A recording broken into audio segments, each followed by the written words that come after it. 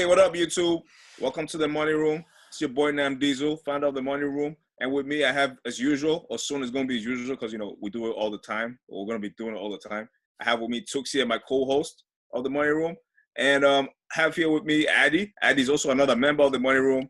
He has a long resume. I think Addy's a little bit shy. Addy, could you tell us about yourself, or you want me to do that? You could go ahead and introduce me, please. Okay. Addy has a long resume, and he specifically asked me to leave out some of the highlights. So, whatever I'm going to tell you is not going to give you everything. But this guy has a long resume. Anyway, Addy is an IT, went in IT, was there for a while. For about 4 years, he had a career in IT. Went to NJIT as well. We all went to NJIT, as a matter of fact. So, that's one thing we all have in common. He's a smart guy, and he's really into this whole crypto thing. And he has some investments in crypto. He's done a lot of research about it. And today we're going to discuss Bitcoin specifically. Where is it going? What's the future and whatnot? Right. So, welcome everybody. Bitcoins. First of all, maybe you guys maybe Tola can tell us what's crypto. What's that? Okay. For anybody who's jumping in for the first time, they don't even know what the heck crypto is. The general scheme of thing on the larger picture, cryptocurrency is supposed to be like money. Like Bitcoins is the equivalent of $1 in your pocket. That's what cryptocurrency is supposed to end up being. So as of right now, because it's in its infancy, it's just building up. People are skeptical about it. Tux, you're one of the most skeptical ones of it. Namdi, you're slowly trying to crawl your way in, but you see the upsides. I mean, your bank account sees the upsides. But so right now, cryptocurrency is in the phase where I recently explained it to someone as a new stock exchange. So a lot of people are using it as an investment engine right now. But the idea behind it was for it to replace the world currency, and it will balance out the world in a sense because you could trade cryptocurrency all over the world, anywhere. There's no central bank controlling it. There's no government controlling it. It is moved by the people of the world. And even recently, Zimbabwe, which everybody knows how bad the economy is. Yep. I mean, currently they're going through a coup right now, but Zimbabwe was doing a push to go into cryptocurrency. It's actually a big thing in the country right now, going into cryptocurrency. So governments are having an issue with it because they don't know how to control it, how to regulate it. And there's also an anonymous aspect of cryptocurrency. Once your money is in the cryptocurrency side, nobody knows who you are. So a lot of illegal activity and dealings have been done there. Most people have heard about the Silk Road website, where they used to openly sell drugs, and it was all done anonymously. So that's the biggest issue that the government has, and the fact that they can't tax it and make money off of it. So all good points, very valid points. I'm curious to hear, Tux, what do you think? Because I know Tux has almost opposite stance, because of Bitcoins. Because I know you're already in it. Tux is a little bit skeptical. I want to see what his perspective is. So I'm not skeptical. It's just that our choices of words sometimes, I choose to be very careful with our choices of words because choices of words can drive your strategy when it comes to any type of vehicle you've chosen, right? It could be stock market. It could be actually trading dollars by itself. It could be any of those things, or gold, right?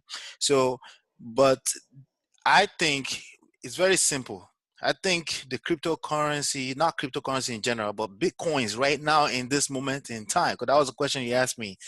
I think if you invest in it and you're trying to trade it right now, it's 100% speculation. That's my language. It's 100% speculation because you're gambling, okay? And anybody that I've listened to, because in the past 2-3 weeks that I've been talking about this, that have paid attention, okay? The people that I've seen really talk about it, have actually sold me on it's going to be here for a long time, However, within the next period, I don't know, maybe 2-3 years, the volatility is going to be crazy. And if you enter into anything that has volatility at the level that Bitcoin is right now, and you don't have a strategy, your money is going to get burnt alive. That's what I think. Now, if you know how to leave your money there, yes, you could become a multimillionaire 10 years from now, 20 years. If you can do that, okay? If you're dollar trading means you had something every now and then, right? But you're also forgetting it. You're not just hiding it so you can take it out. You're not trying to strategize trading it, right? If you just put in something so that it averages out as you go, you're not worried about it low or high. You just put in something in, right? I think you're going to be fine too. So I'm not exactly, you can't call me, if I'm telling people that they can do that, I'm not being, what did you call it? Skeptical. Skeptical. Yeah, I think at this point it's a viable vehicle. I'm a big believer in technology. I think it's technology driven. So, and I think it's going to be here for a long time. I do think it's going to take a lot of shape. It's going to evolve. It's going to adjust. Somebody's money is going to disappear. I do think that. It happened already. Okay, so but that doesn't mean it's not a good vehicle, because people's money disappear in the stock market every day. As a matter of fact, every dollar you put in your pocket, every second is disappearing. So by whatever, it's dissipating. Inflation. Right? Yeah, inflation. Yeah. So that's my take on Bitcoins. Now, I think Tola, the reason why I come headbutt to Tola sometimes is that he's trying to tell me there's a strategy. I said, what strategy outside of leaving your money in that thing? I don't know if there's such a thing as strategy outside of leaving your money in it. As in, like, forgetting it. There is a strategy. Cause if you just leave your money and forgetting it, I mean, it's the same as the stock market. I mean, that's why I'm relating it to a new exchange. All right, because what you're doing in Bitcoin is the exact same thing you're doing in the stock market. There's no difference at all. You say Bitcoin is gambling, but you say it's gambling because of the volatility. But the stock market is not as volatile as the cryptocurrency world. But one bad meat press for any company in the New York Stock Exchange, their stocks was tank, and that's the equivalent of Bitcoin's tanking. So what about volatility? One thing, sorry to cut you guys. One thing I think, though, as far as whole Bitcoin thing is related, I see Bitcoin as what exactly it is, what the creators made it to be, right? And that's what it comes down to, because everyone has this excitement, there's so much buzz about it on the news. Oh, Bitcoin. But at the end of it, what is this Bitcoin? It's a currency, right? It's a currency, and that's all it is. So now, when people say they want to trade it, even when they want to trade it, it's not impossible. Now you look about forex, forex exchange trading. Now that's a different animal, right? Now I won't compare that directly to the stock market necessarily, because the stock market, you're actually investing in stocks in a company that's actually generating revenue. Bitcoin is going to do its thing, and eventually it's going to settle. It's going to settle at whatever price it's going to be. So whether it's $1 million for a Bitcoin, or $20,000 or $100,000 for Bitcoin, it's going to eventually settle. Right now it's in early stages, so it's still volatile. Trying to figure out where it's going to go, and it's going to move kind of like gold. I think it's kind of like gold, and gold is quote unquote still like a currency. Mm-hmm. So I see Bitcoin as a currency. Now, the reason why I'm quote unquote investing in Bitcoin is, to me, it's a hedge. So what I'm doing is, whatever dollars I have, I take a certain percentage I'm comfortable with, and I put it in Bitcoin, because who knows, it could appreciate, right? It could appreciate in value. So I don't necessarily see it as like I'm trading it, like I'm trying to buy low, sell high. The only way I'll start investing in Bitcoin, like a stock market kind of thing, is if they have Bitcoin options. And now, as you guys are talking about volatility, when there's volatility and there's option strategies, you could go crazy with it. But as far as Bitcoin, I see it as a currency. So I'm just hedging my dollars. Say dollar tanks tomorrow, I have some money in Bitcoin. It's going to save my ass a little bit, right? That's how I see it. See, Bitcoin did not reach what it was intended to be yet. Because it's literally intended to be currency, like you said. There are a good amount of places around the world where you could spend Bitcoins as is. Like, even if you're booking like a hotel in some places in Canada, especially Toronto, you could pay with Bitcoins. The reason why it hasn't reached the full potential yet is because it's not accepted in mass. Like, you can't just go to your regular Walmart and use Bitcoins. Right. But, for example, like the Square app payment app, they're now looking into implementing Bitcoin. The technology behind Bitcoin is, it came out with the intention to be a bank killer, because especially if you look at back when the banks, the last recession, that's when it actually opened people's eyes to see, like, listen, the way these banks operate is kind of deceptive. And then you saw how they all got away scot-free. That was one of the biggest push for Bitcoins that made people just run into it, because they saw it's more stable. there's no central hub that's always Stable. I'll be careful with that word stable. no it's It's stable. designed to be stable, or is stable already? Are you saying that it's going to be stable? It's going to be, that's the idea eventually? See, Bitcoin is stable. The when I'm talking about stability, I'm talking in the sense of the technology and the behind it. Like it has the blockchain system, and the blockchain system is basically anybody could join the blockchain system, and all you do is you use your personal devices to verify every Bitcoin transaction. So if I trade sell you Bitcoins right now, everybody in the blockchain will have it on record that I traded you Bitcoins. So I could never double trade. I can't trade a Bitcoin twice because everybody knows I already traded. Okay, so you mean the platform is stable, kind of like, you know, the platform is stable. And it's so stable that banks now, big banks, they're all looking. Sorry, whose phone is that? Is somebody's phone? No, I believe that's my laptop. Okay. Yeah. Do you mind, you know? Thank you. But and guys, look at the camera. Stop looking at yourself. Man, I need to shave, man. I'm scruffy as hell. I like to admire myself at times. Keep going, Jared. Tell her. No, I don't even know how to turn my laptops. Uh-oh. So, okay. Blockchain. Now, here's my question for you guys. What do you guys think, especially you, Tola, when it comes to this whole Bitcoin and whatever? Right now, it's still at the inception phase, right? You know, everyone's still crazy about it. It's fun and all. But I said, part of what makes Bitcoin so good is because of the free aspect of it. Like, it's not controlled by the government and whatever, right? But at a certain point, government always says, okay, enough is enough. You know, they try to regulate shit. You think they're going to try and regulate Bitcoin? Do you think some authority, whether it be the UN or the United States government or different countries, are going to have their own restrictions on Bitcoin? But at the end of the day, this is still a currency. What happens then? Could that cause it to tank? Because now, say Bitcoin is all the way up to 100,000, right? I'm looking at trying to see fundamentals. I think the fundamentals of Bitcoin, right, if it works the way it should work, should be probably like gold. If the economy is weak, then people try and buy it up.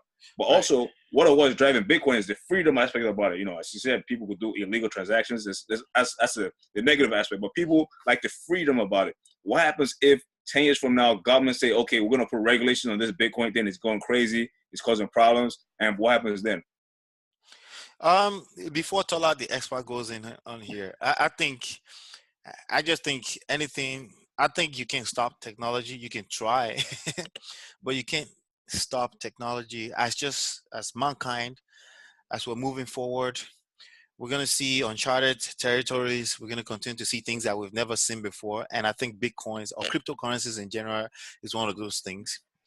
I really do think it's here to stay. My own thing that I think everyone should be paying attention, because the average person I ask, do you know what Bitcoin is? They don't know what that is. I think everyone needs to start paying attention to it. I do think a lot of people's life savings is going to get burnt because of the gambling spirit. You know, we all do it. You know, we feel good about a little short move, and then we go hard, right? Somebody's going to do something like that and then burn their whole life savings. So I'm definitely telling everybody to caution. If you're going to get into it, make sure you have a strategy. Like you said earlier, you said you're edging, right? I mean, you're not. It's one of those cliches that we're going to get into right now. Don't put all your eggs in one basket, especially with something that I still define as 100% speculative, right? Don't do it with this one. Even in the stock market, like you said, it's same thing as stock market, right? You wouldn't want to put all your money in Berkshire Hathaway because it's Warren Buffett, right? You wouldn't want to do that. That would be stupid. Even though his track records may show that, hey, still, you know, much less something that, again, there's no, you know, like over time, things balance and things consolidate, right? And that's what we say is going to get to a point that's going to balance, right? It's not there. It's not close. It's even the internet as itself. The internet is still very much in its infancy. Much less Bitcoin is very, very young. Anything can happen. Things can get wiped out like that. Exactly. So, and that's what I think it's here to stay, though. I agree with you on that aspect. I think it's here to stay. I don't think it's going anywhere. You know, now the problem is, where's it going to park itself? Is it going to park itself at 100,000? That's where all the speculation is. That's where all the doubt is, because that's all the unknown. We don't know where it's gonna go. Bitcoin is definitely gonna go over 100,000 per coin. I think so too. For now, Bitcoin specifically, when it was created with a cap. There's a maximum amount of Bitcoins that exist in the world. All right. And once that is hit, the price of Bitcoins will be very high. Now, in terms of regulation, so this is the interesting part about regulating. And the fact that you mentioned the internet earlier. The internet is in its infancy, and it's such a monster that nobody knows how to control the internet. Nobody knows how to regulate it. There's no legal standard for the internet. No one has control over it because it crosses every border. Yep. No country is going to give up their rights, their chance to control it by picking one country to decide everything about the internet. That's one of the biggest issues with the internet. Cryptocurrency lives on the internet. All right? I got something for you, Tal. I got something for you. All right. Now, we all say, oh, cryptocurrency is so free. The internet is actually a good example because the internet is also in its infancy, and it's how for one government to kind of say, okay, I'm going to regulate the internet. But we do know that governments can regulate the internet in its countries. Yes. Specific countries could do that. So that could easily affect crypto. That's why that's why I see might happen. I'm about to give you an example now. So, sorry, Tola, before you move forward, it won't affect the blockchain or the technology to affect the value. The value. I'm about to all right, let me give you an example. Actually, before I forget, let me throw this one out here for you. You know the country of China banned Bitcoins, right? Oh, it's already started. There you go. No. Let me tell you. How about Korea? Listen, China recently banned Bitcoin and the value went up. China is the #1 miner of Bitcoins. That's why the average person can't mine Bitcoins right now because China converted whole villages. So at what point do we expect the banning to start making the value go down? Let me keep going. Because remember, this is the same China that banned on, what was it, Google? Google's banned in China. All right. So and that's a bigger nation, I guess, right? now to the biggest pushers of trying to regulate Bitcoin is the United States, because they want their tax money. All right. New York, when Bitcoin took this first major hit, when all the exchanges were closing down and people were really losing money and all that, it was because New York came out with they actually created a whole division to figure out how to regulate Bitcoins. So what they did is they decided to regulate the trading agencies, the services. Yes. Yeah. All right. They decided to regulate them heavily. So New York came out with that. So the companies that invested, the people that invested so much into these services to build this apps, these companies to trade Bitcoins, they're the ones that took the hit. So they closed down and people lost money through that. But what happened though is you're thinking this just New York came out regulated. Oh no, everybody has to adjust to New York's laws now. The reason why Bitcoin, to control Bitcoin, you have to figure out how to control the internet. That's a key thing, I believe. So what just happened is basically all you have to do is move your servers to another location. I'm going to go a little bit off tangent here, but I'm still going to relate it back to Bitcoin. It has to do with the whole thing of, I feel like when things happen, then the new regulations come into play. Like when Enron went around and they messed around with energy trading, new regulations came into play. Russia recently started fucking around with Facebook and using Facebook to manipulate people here and manipulate voting. I'm sure new regulations are probably in the works for Facebook. Believe it or not. No, but listen what I'm saying. I feel like I'm just saying. So if Bitcoin might be doing some certain things, once it threatens a government enough, they go like, "Fuck, we got to do something about this." No, listen what I'm saying. Listen what I'm saying. New York wanted to regulate it. They figured out how they could apply regulations to it without shutting it down. They put it under the quotation of they're protecting consumers, and consumers ended up taking the hit.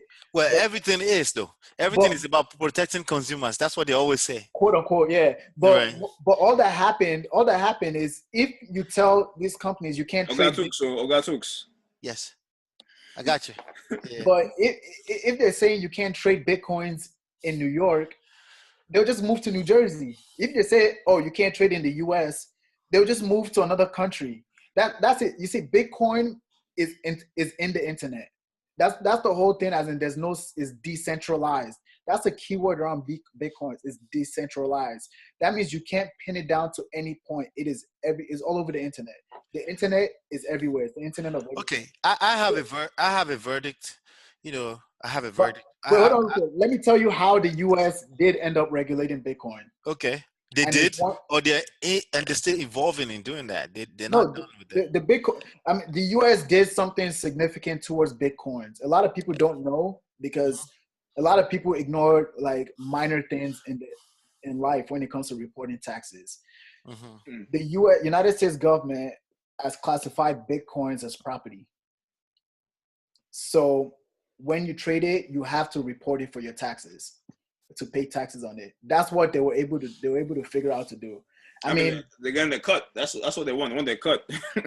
yes, but it still doesn't affect Bitcoin. It doesn't affect the value or the trading at all. You sure?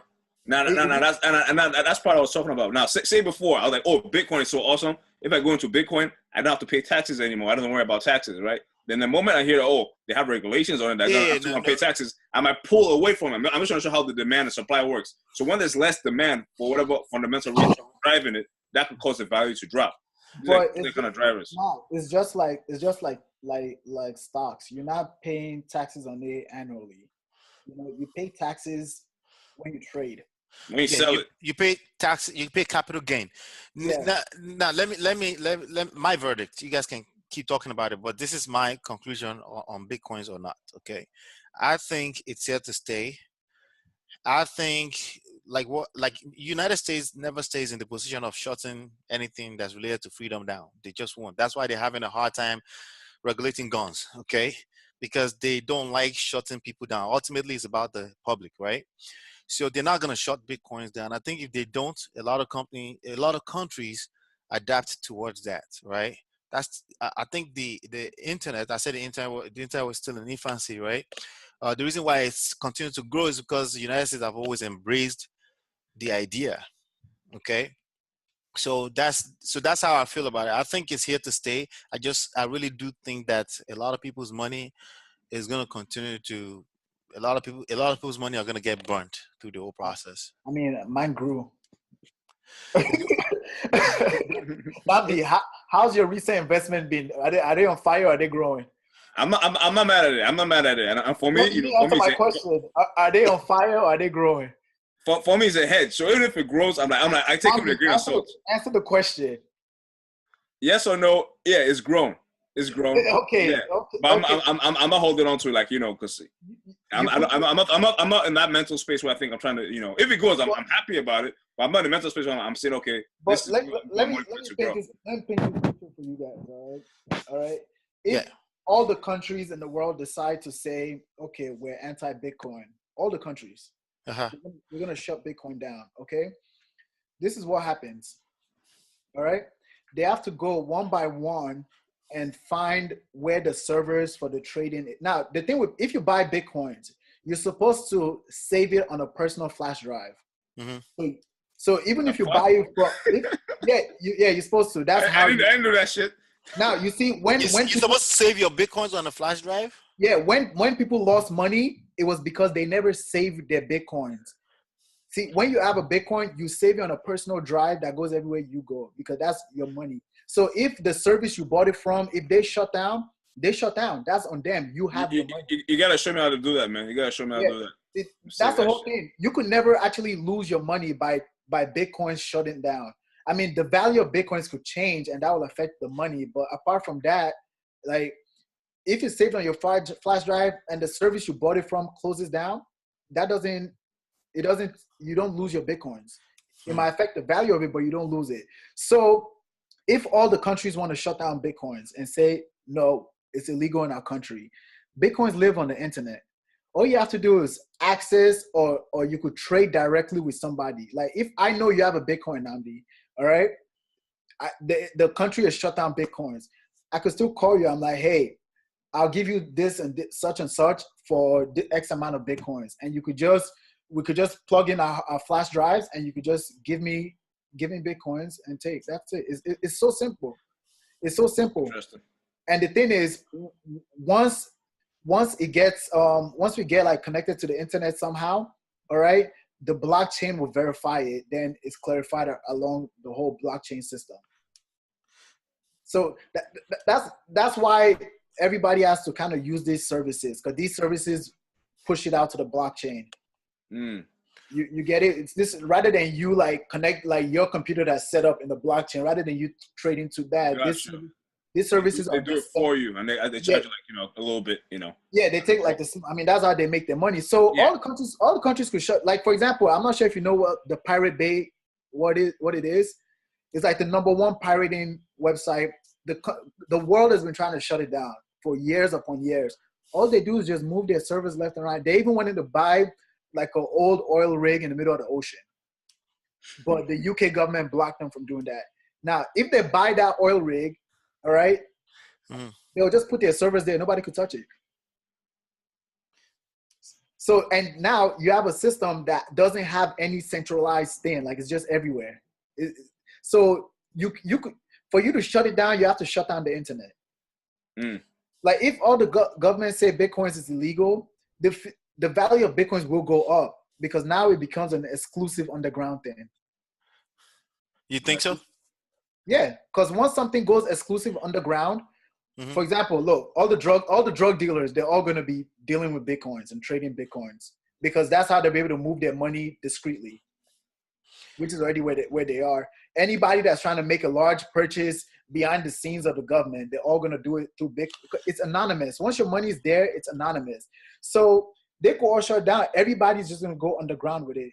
Remember, I see what you're trying to say. You're talking about kind of like a scarcity. So if there's a scarcity and there's less of it around, there's less supply, the price is going to go up. Supply and demand, yeah. Like the value of it will skyrocket if collectively they go against it, because it also proves the point of cryptocurrency is not controlled by anybody. All right, everybody is already losing faith in the government with their hands and everything, big banks and all this. So if you want to come out like, no, the one thing that is anti-big bank and anti-government regulation, we're going to shut it down. What's everybody going to say? Everybody's going to look like, okay, you guys really don't like this thing. So it really is something to it. All right, fellas. Let's try and wrap this one up. All right. Any final comments, from you, Tyler, like, advice for people out there, or, what are your thoughts? I think my advice to everybody with Bitcoins is, at the end of the day, you're gonna spend your money on something. All right, it's what you're gonna be comfortable with. And in life, to me, life is about risks and experiences. You have to take risks, otherwise you're not gonna experience anything. So it's up to you what type of risk you're willing to take and the level of the risk you're willing to take. So everything. I mean, to really be petty about it, even the dollar you hold in your hand is a risk. Yeah, because the value of the dollar changes constantly. You just don't realize it because it's minute changes. So I'm not saying dump all your life savings in Bitcoins. You don't even have to come in Bitcoins. But my thing is, remember, everything's a risk. So if you're willing to try something, you never know. You could be on the front hand of the new wave.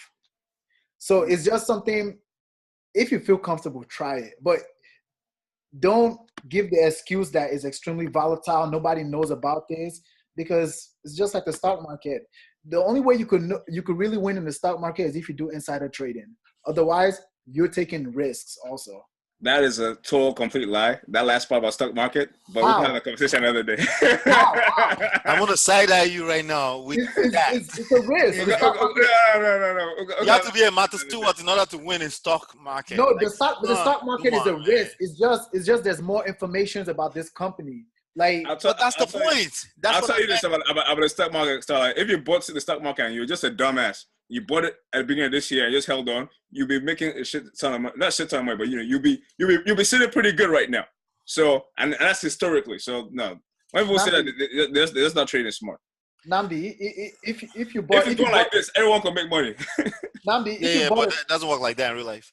But no, in real life, you buy a whole. If you buy a whole, if you look at it statistically, let's not drift too much. But This is the topic but let me address that. Let me address that. Real quick. If you bought $1,000 worth of Bitcoins last year, Mm-hmm. and $1,000 worth of any stock you want to point at, you'd have made more of Bitcoins. Why? today.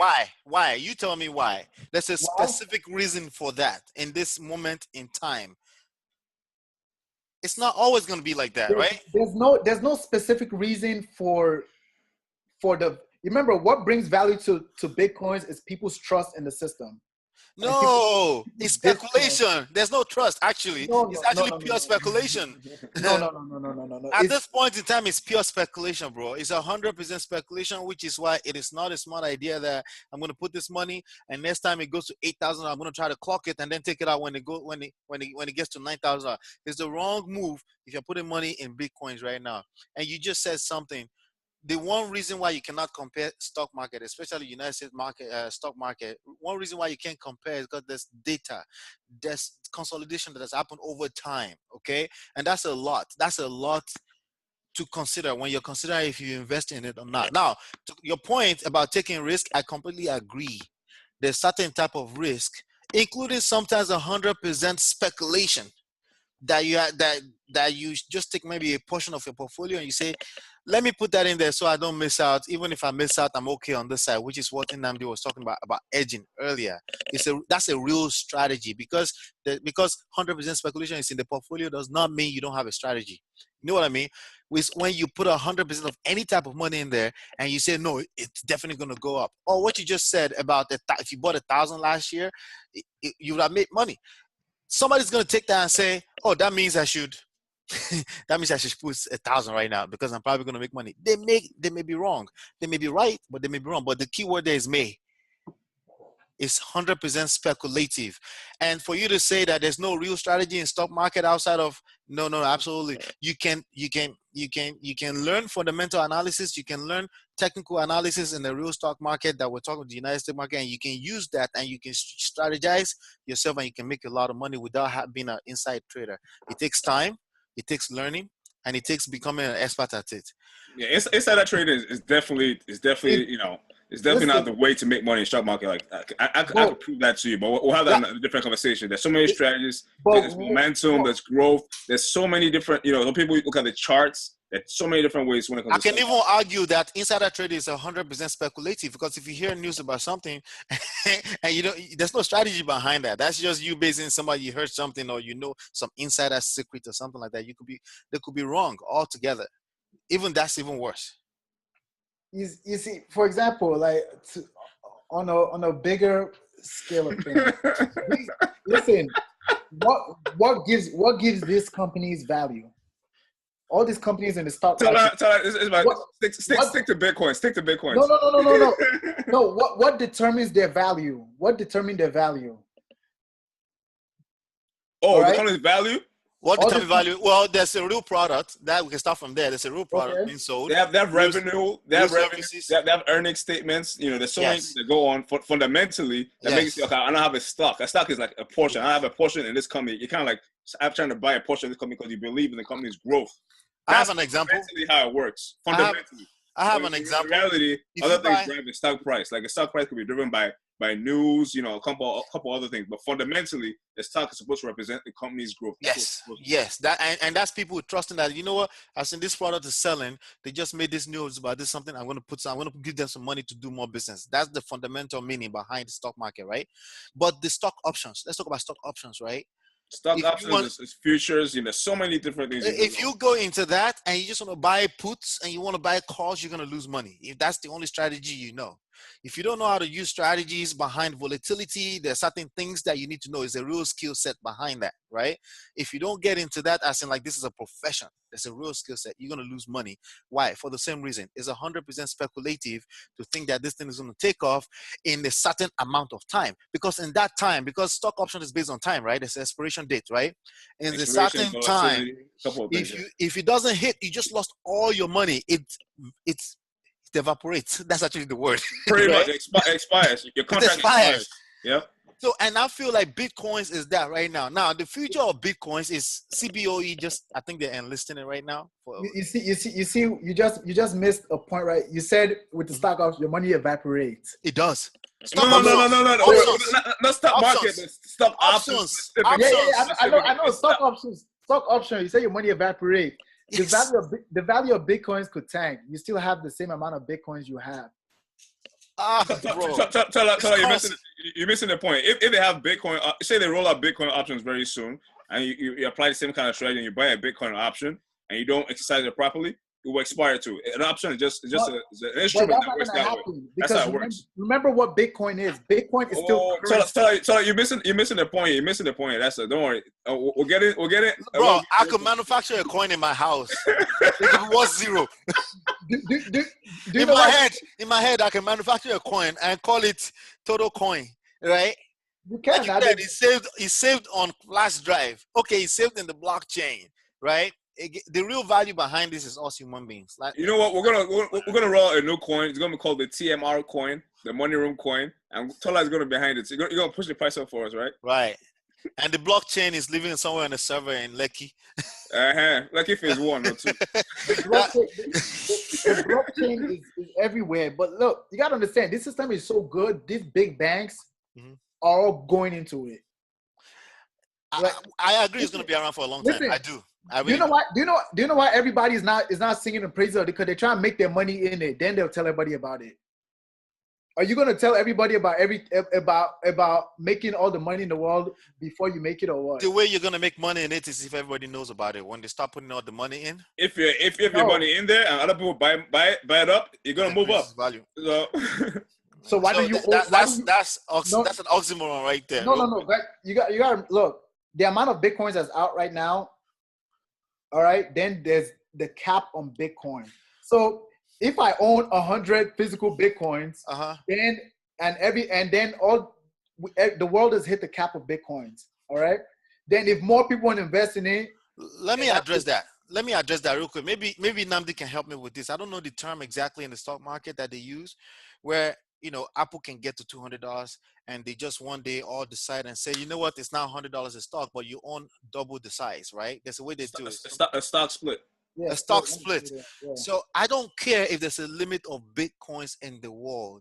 Some kind of split is going to happen so people can buy more. It's already happening because now you don't have to have $7,000 to buy one. You can actually buy them in tens. Yeah, you can buy a percentage of it. Yeah. All right, so it doesn't matter. You see what I mean? Two to get two. That is a valid point. That is a very valid point. But then you also have to remember, I related Bitcoin to an exchange, but you still have to remember what Bitcoin is. It's a currency. So at the end of the day, Bitcoins is supposed to end up being what it's supposed to be, a currency. As in, I walk around Bitcoins and I spend it. I'm going to Starbucks. I want to buy coffee. I'm buying it with Bitcoin. So there's two ways to look at Bitcoin. You can look at it compared to the stock market, or you can compare it to having dollars or pounds in your pockets. Good point. But do you know the difference between CDs and Ghana CDs? What's the difference? Okay, at one point, you had to carry millions in your pocket to spend CDs. That's how it's bad. But now they've done something to the value, right? Magic. They should remove some zeros. Woo! And then we don't spend 1 million CDs anymore. It's now 10 CDs, but it has the same buying power. 10 CDs now have the same buying powers as 1 million. That's my points. Listen, bro. Primary school. Value at the end of the day is value. Value can evaporate, can disappear, can come back altogether. Like it can, and all of this is all about value, and I think that's why Bitcoin is going to be around for a long time, because we're talking about it, and all of this is value. The fact that we're talking about it right now is equal. Like, go and look at how many videos are coming on YouTube every day right now about Bitcoins. It's getting more and more popular. So I think because of that, it's going to increase in value, but I think it's going to also be a bubble, and that bubble, that means somebody's money is going to evaporate at some point. You yourself said it has volatility, right? Yeah, that's people not will make normal. money. I mean, that's the game. Some people will make money, people will lose money. Any other thing. People will lose money at some point, people will make money. The value is volatile at this point because it's like Bitcoin is really, really in its infancy when it is just getting to the public's eye. Bitcoin really came out, I believe, 2009, but it's just getting to the public's eye. So people are like you say, like most people have never heard of it. Most people, they probably heard the word Bitcoin, but they don't even know what it is. Right? A lot of people that have heard Bitcoins and cryptocurrency, they don't even know the word blockchain, what that is. Yeah. Some people say I'm not touching that. Like, I'm not touching that. But so you gotta understand, like this thing is very new and is taking the world up by storm, because though it's new, it already achieved the main thing that it's supposed to be. And that is, it's supposed to be decentralized and uncontrolled by anybody. It's supposed to be a currency, though. It's supposed to be a currency. So now, it's supposed to be a currency. It's supposed to be a currency. But here's my question for you. It's not going to be a currency, by the way. It's supposed to be. It is. You can spend it. It's not necessarily where it needs to be. But now here's the thing, Tola. Here's the thing. It's not going to be. It's not going to operate like a real currency. It does already. Yeah, on special places. Yeah, of course. It does. No, like a lot of hotels in Toronto, you could pay for your room with Bitcoins. I believe that. I'm going to start collecting rent from my tenant now. In what's the space? No. But for real. No, I recently read an article. Time. 1 second, right? So when it comes to like this cap, well, you mentioned this cap, there's a cap so many times. Can you explain to us and everybody else watching, what is this cap? Do you know what this cap is? Like, what happens when we read this cap? I think it's like 30 million. I have to double check the number. I think it's 20 million. 20 million, something like that. I think I'll check. And it's not $20 million, as in 20 Bitcoins. Bitcoins. Okay. 20 Bitcoin. Now, the thing is, the reason why that's the cap is the unknown. It's 21 million Bitcoins. 21 million. Okay. The unknown developer of Bitcoin. 21 million Bitcoins, guys. 21 million. The unknown developer of Bitcoin, when he created the system, that's the cap he put on it. And that's one of the biggest mystery of Bitcoin. The developer never took. Maybe we should do a quick math. How many people are in the world? About 7 billion people. If each person had one coin each, how much is Bitcoin worth? That's a good one. I like that. Namdi, run the NGIT, do the math. That's a good one. No, I'm not just talking about doing the math in terms of. The point is that what happened to the value, like on a very complex level, what happened to the value of Bitcoin, not just on what it is now, just dividing zeros, in terms of what happened to it if that many people had it. But that's one thing. But now my next question for you, with that cap, right, of the 21 million, but that's not giving a lot of complex factors, Yeah. Everything else being equal. Of course, it's not going to work like that. It's not going exactly. Yeah. But I was thinking along the line of how crazy it could get. But that's an interesting question. But now, in terms of that cap, right? Let's think about it. Say, okay, all the Bitcoins that quote unquote sold, right? Now, you know all.